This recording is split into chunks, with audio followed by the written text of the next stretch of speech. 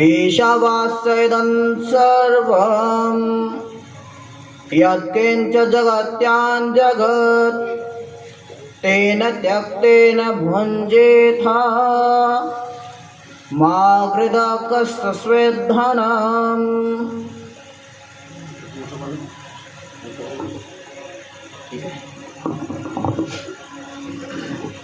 आदरणीय हमारे भजन उपदेशक विष्णु आर्य जी एवं मानचंद जी आर्य, ताराचंद जी आर्य, मातृशक्ति आर्य महानुभाव, युवा वर्ग,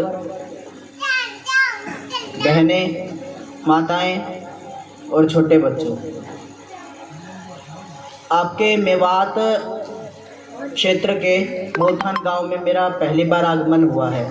कई बार विचार हुआ कि आप लोगों के पास आऊं भी, लेकिन बना नहीं, क्योंकि जो ईश्वर की इच्छा होती है ना, उसी के अनुकूल ही कार्य होता है। हम चाहे कितने भी कोशिश कर रहे, लेकिन एक पग भी आगे नहीं बढ़ा सकते तब तक उस ईश्वर की, उस भगवान की, उस परमात्मा की तब तक इच्छा ना हो। आज उसकी इच्छा थी तो आपका अन्न पानी लिखा था, तो यहाँ आकर के ग्रहण किया, और आप लोगों के बीच में मेरा सौभाग्य है कि मैं आया। अपने शास्त्रों में एक चीज कही है, एक श्लोक आता है, यदा किंचे ज्योहम द्वीप एव मदान्धः समभवम् तदा मूर्खोऽस्मीति द्वीप एव मदान्धः समभवम्। यानी इस श्लोक में कहा है कि एक मनुष्य है, वो कहता है कि मैं सबसे बड़ा विद्वान हूँ, मुझसे बड़ा और कोई नहीं, हर चीज में मैं अव्वल हूँ, मैं ही भगवान हूँ, मैं ही परमात्मा हूँ, मैं ही आत्मा हूँ, जो कुछ हूँ मैं हूँ, इससे बढ़कर के और कुछ नहीं। लेकिन एक समय ऐसा आया कि वो विद्वानों की सभा में गया, अच्छे सत्संग में गया, तो वहां जाकर के वो कहता है, यदा मूर्खोस्मिति द्वीप इव मदान्धः समभवम्। यानी तब मैं विद्वानों के संग बैठा, अच्छे व्यक्तियों के बीच में बैठा, यानी सत्संग में बैठा, तब मुझे पता लगा कि मुझसे बड़ा मूर्ख और कोई इस दुनिया में है ही नहीं, कि मैं इतना घमंड करता हूँ, अभिमान करता हूँ, मुझसे बड़ा और कोई मूर्ख ही नहीं है इस दुनिया में। तब कहा कि कुरंग मातंग पतंग भृंग, यानी जैसे हम चूल्हे में अग्नि जलाते हैं या लकड़ी लगाते हैं तो उसमें से पतंगे निकलते हैं ना जी, वो पतंगे अगर कपड़े पे लग जाए तो कपड़े को क्या कर देते हैं, जला देते हैं। लेकिन वही पतंगा अगर सीधा गया तो नष्ट हो जाता है, उसकी कोई कदर नहीं होती। पतंगा तब तक अग्नि के थोड़े समीप में है तो माता पिता बुजुर्ग है या कोई भी व्यक्ति होगा, बच्चा भी होगा, तो वो सावधान रहेगा कहीं ये मेरे को जला ना दे। लेकिन थोड़ा ऊपर हुआ तो वो भी नष्ट हो जाता है, उसको कोई नहीं पूछता। हाथी है, सबसे बड़ा जानवर है हाथी, शरीर के अनुसार भी उससे बड़ा और कोई जानवर नहीं है। हाथी तब चलता है ना तो सोचता है कि मैं ही सब कुछ हूँ, मुझसे बड़ा तो कुछ है ही नहीं, ये सब मनुष्य हैं या और पशु हैं, ये सारे कीड़े मकोड़ों के समान हैं। लेकिन तब एक छोटी सी चींटी अगर उसकी सूंड में घुस जाती है ना तो उस हाथी को भी नचा देती है, उसकी भी मृत्यु कर देती है। इसी प्रकार ये धन है, लक्ष्मी है। आज समाज में प्राय क्या देखा जाता है कि हर किसी को धन की लालसा है कि मैं यहाँ से भी धन ले लूँ, मैं वहाँ से भी ले लूँ, अगर दूसरे का भी रखा हो ना तो मैं तो इसको भी ले लूँ।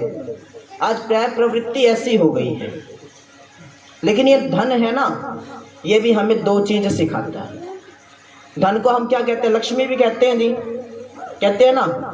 लक्ष्मी दो प्रकार से होती है, ये कमर में भी लात मारती है और पेट में भी लात मारती है। कमर में कब मारती है और पेट में कब मारती है, ये भी ध्यान रखो। तब व्यक्ति के पास धन बहुत ज़्यादा हो जाता है ना, तब ये मारती है कमर में लात। कमर में लात मारी तो एकदम छाती चौड़ी, सीना और माथा एकदम ऊपर, कि मुझसे बड़ा और कोई नहीं है, मैं नीचे नहीं देखूंगा, मेरे पास धन है, मेरे पास सब कुछ है। लेकिन वही तब धन, वही लक्ष्मी तब घर से या उसके पास से दूर होती है ना, तो पेट में लात मार के जाती है, और पेट में जैसे लात मारी आगे झुक जाता है व्यक्ति, झुक जाता है, यानी मेरे पास कुछ भी नहीं है, मैं जिस धन का अभिमान कर रहा था ये धन भी मेरे पास नहीं रहा, यह भी मेरे पास से लुप्त हो गया। आज आप सभी बैठे हैं, माता बैठी हैं, बहनें हैं, आप सभी बैठे हैं, विषय बहुत हैं, लेकिन एक विषय सिर्फ आपके सामने रखना चाहूंगा। वो विषय सिर्फ परिवार से संबंधित है। कौन कौन जानते हैं कि परिवार क्या होता है? देखिए, एक मैं बोल करके चला जाऊं उससे लाभ नहीं है, आप लोगों को कुछ समझ भी आना चाहिए, पता भी होना चाहिए। तो आप में से कोई ये बताओ कि परिवार किसे कहते हैं? कोई बता सकता है? परिवार क्या है, मकान क्या है और घर क्या है? मकान होता है ये जो ईंटों की दीवार बनी है ना, ये भव्य बिल्डिंग बनी है, ये इमारत बनी है, भवन बने हैं, इसको कहते हैं मकान। इसकी ये जो खाली प्लाट पटा है, इसकी ये चार दीवारें भी हो गई ना, एक तरह से ये भी मकान कहलाएगा। इसके अंदर कोई रहता नहीं है। परिवार किसे कहते हैं? जिसके अंदर सास, ससुर, देवर, जेठानी, देवरानी, जेठ, भाई, बहन, माँ, बाप, पति, पत्नी, पुत्र, पुत्री, पुत्र, पुत्री, सब इकट्ठे रहते हैं। बातचीत नहीं है आपस में, लेकिन एक घर में रहते, एक मकान में रहते हैं, उसको तो कहते हैं परिवार। लेकिन सब मिलकर के रहते हैं। जिस घर में बड़ों का सम्मान होता है, उनका आदर सत्कार होता है, उनसे पूछ करके ही हर काम किए जाते हैं। जिसमें छोटे से छोटा बच्चा बिना किसी विद्वान का या कोई घर में भी आ गया, उसको बिना नमस्ते किए नहीं जाता, पैर छुए बिना नहीं जाता, आदर सत्कार करते हैं। बाहर भी उस परिवार का, उस घर का नाम होता है कि वो परिवार सबसे बढ़िया है, कि उसको सबसे सीखना चाहिए कि देखो घर में सारे कैसे इकट्ठे रहते हैं, उसको कहते हैं घर। आज प्राय घर टूट रहे हैं, जुड़ नहीं रहे। हम भी बैठे हैं, हम विद्वान हैं। मैं एक चीज कहता हूँ, जो विद्वान होते हैं ना, अधिकतर से ज्यादा, ये मेरे अंदर भी आ गए खुद के भी, क्या कि जो प्रवचन करते हैं वो दूसरों के लिए करते हैं, अपने ऊपर खुद लागू भी नहीं करते, ऐसा भी होता है। आज हम यहाँ पे बैठ करके धन के उस पे बोल दें या देश के उस पे बोल दें और हम खुद ही काम ना करें, तो उसका लाभ क्या है? कोई लाभ नहीं है।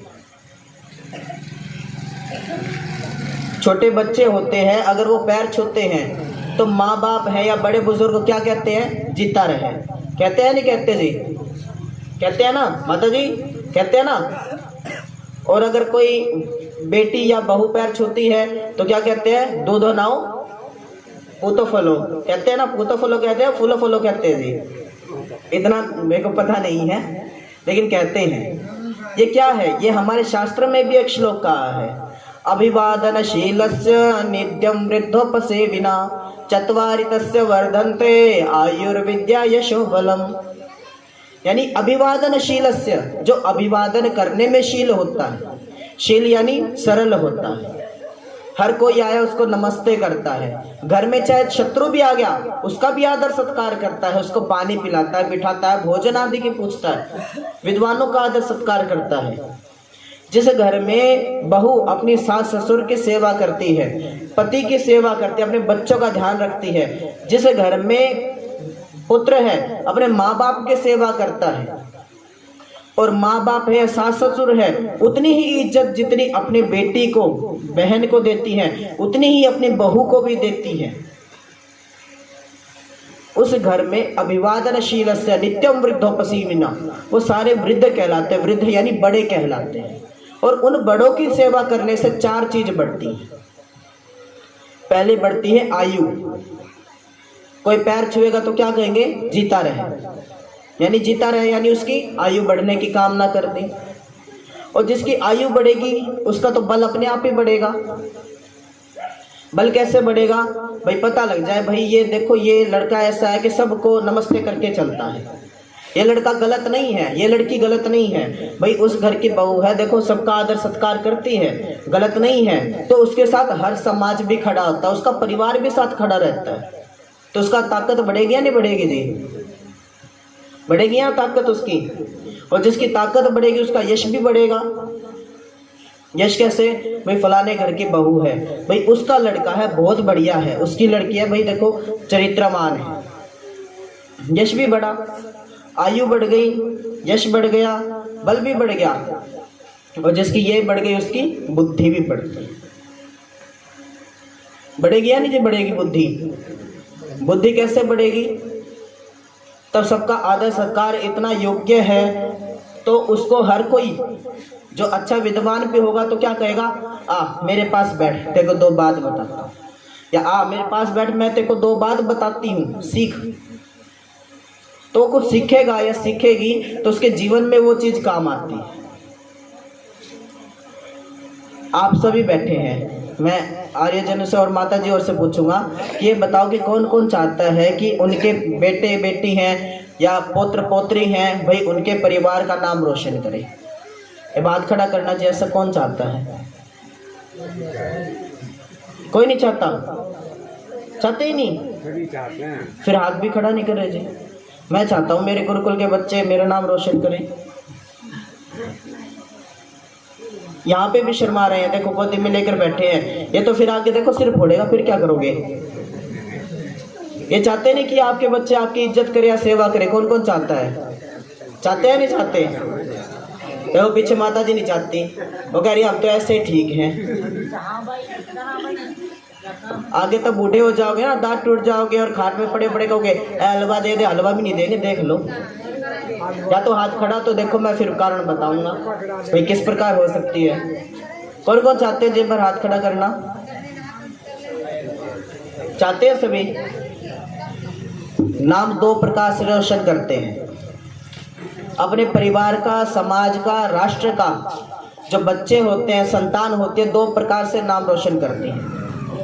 एक तो अच्छे मार्ग पर चल करके और एक बुरे मार्ग पर चल करके। जो बुरे मार्ग पे चलते हैं ना वो भी सत्संग का सेवन करते हैं, सत्संग में जाते हैं। और जो अच्छे मार्ग पे चलते हैं वो भी सत्संग में जाते हैं। ये क्या हो रहा है जी? ये सत्संग ही तो है। सत्संग यानी सज्जनों का संग। जहाँ सज्जन व्यक्ति, जहाँ विद्वान आए, उनकी बातों को सुने और उनको जीवन में धारण करे, वो तो क्या कहलाया? सत्संग। और जहाँ बुरे व्यक्ति बैठे हैं जो ये सिखाएंगे आ भाई जुआ खेल, या आजा दारू पीते हैं, बीड़ी पीते हैं, या घर तोड़ने की बात करते हैं, व्यक्ति उसके पास भी बैठ रहा है तो वो भी सत्संग कहलाएगा ना, या नहीं कहलाएगा जी सत्संग? मैंने पूछा है जहां पर ये सिखाए भाई घर तोड़ने की बात सिखाए, चुगली सीखे एक दूसरे की, दूसरा फिर ये देखें कि दारू पीना सीख रहे हैं, मांस मट्टी खाना सीख रहे हैं, बीड़ी पीना, शराब पीना सीख रहे हैं, तो वो भी सत्संग है या क्या है? सत्संग कहलाएगा जी? वो भी सत्संग है। जो व्यक्ति इन व्यसनों को सीखने की इच्छा रख रहा है, जो इनके पास जा रहा है, उसके लिए वो सत्संग है। हम सज्जन व्यक्ति हैं, हम सारे अच्छे व्यक्ति हैं, तो हमारे लिए तो वो कुसंग है, बुरी आदतें हैं, गंदी आदतें हैं। लेकिन जो व्यक्ति इन चीजों में पड़ा है वो उस चीज को महत्व देगा। यहाँ नहीं आएगा वो कहेगा यहाँ तो आना तो माथा पच्ची करना है, भाई कौन बैठे इतनी देर, कौन इनके बह सुने, कौन इतनी देर ये तबला बजा रहे, कौन सुने इनकी? कोई नहीं सुनता। भाई हम 2 मिनट बैठेंगे, 2 घूंट मारेंगे, अपना बढ़िया काम चलेगा। वो वहां जाएगा, उसके लिए वो सत्संग है। लेकिन हमारे लिए ये सत्संग है। अब वहां पर ये देखिए, ऐसे उंगली करोगे ना तो देखो अंगूठा अकेला है, ये उंगलियां साथ हैं, ये दो रास्ते हैं। आज का युवा इस जगह है। किशोर अवस्था कहते हैं ना, टीनेज कहते हैं हिंदी में। किशोर अवस्था कब से शुरू हो जाती है? 12 साल का हो जाता है। जैसे 13वें साल में आता है तो वहां से उसकी किशोर अवस्था शुरू हो जाती है। इंग्लिश में कहे तो टीन एज यानी 13, जहां से 10 शुरू होता है 19 तक, वो टीन एज है किशोर अवस्था। वो बिगड़ने की और सुधरने की उम्र होती है, आयु होती है 24 वर्ष तक। बड़े बुजुर्ग आज भी कहते हैं, माता जी और भी जानते होंगी, कि घर में बड़े बुजुर्ग कहते थे कि बेटा या बेटी 24 साल तक मेहनत कर ले तो 75 साल बैठ करके खाओगे, और अगर इनमें मेहनत नहीं की ना 24 वर्ष या 25 वर्ष तक, तो 75 साल तक है ना खूब एडी रगड़ते रहना, फिर भी कभी जीवन में उन्नति नहीं कर सकते। क्योंकि 24-25 वर्ष तक की ऐसी उम्र होती है जिसमें व्यक्ति बिगड़ता और सुधरता है, जीवन शरीर बनता है। उसके बाद तो शरीर घटना शुरू हो जाता है और उसमें व्यक्ति जीवन में कुछ नहीं कर सकता। फिर तो बस ऐसे बैठ करके प्रोग्राम ही सुन सकते हैं, और प्रोग्राम सुनेंगे कुछ ऐसी बात लग गई तो फिर क्या होगा, काश मैं ये चीज कर लेता। तो अपने बच्चों को कम से कम ऐसी शिक्षा दो कि वो कम से कम घर में कोई आए तो उसको नमस्ते भी करे, आदर सत्कार करना सिखाओ। अपने बच्चों को ये मत सिखाओ कि बच्चे बाहर घूम रहे हैं तो माता क्या करती हैं, बच्चे बाहर घूम रहे हैं, अभी रात हो गई, बच्चे को बुला रहे हैं, आजा अंदर आजा। आपके इधर तो लल्ला कहते हैं ना जी, हाँ लल्ला कहते हैं ना जी, हाँ लल्ला अंदर आजा। नहीं आए तो क्या कहेंगे, हाउ खा जाएगा, अंदर आजा जल्दी, बिल्ली आ जाएगी अंदर आजा। करते हैं नहीं करते जी? क्यों करते हो? उसको समझाओ बाहर इस समय नहीं घूमना चाहिए, ये घूमने का समय नहीं है, दिन में खेल लो। हम बिल्ली का कुत्ते का भय दिखाते हैं, अब वो भय दिखाएंगे, नाम तो रख दिया शेर सिंह, लेकिन कुत्ते बिल्ली से भी डरता है, फिर लाभ क्या है जी उसका? कुछ लाभ होगा? नहीं होगा।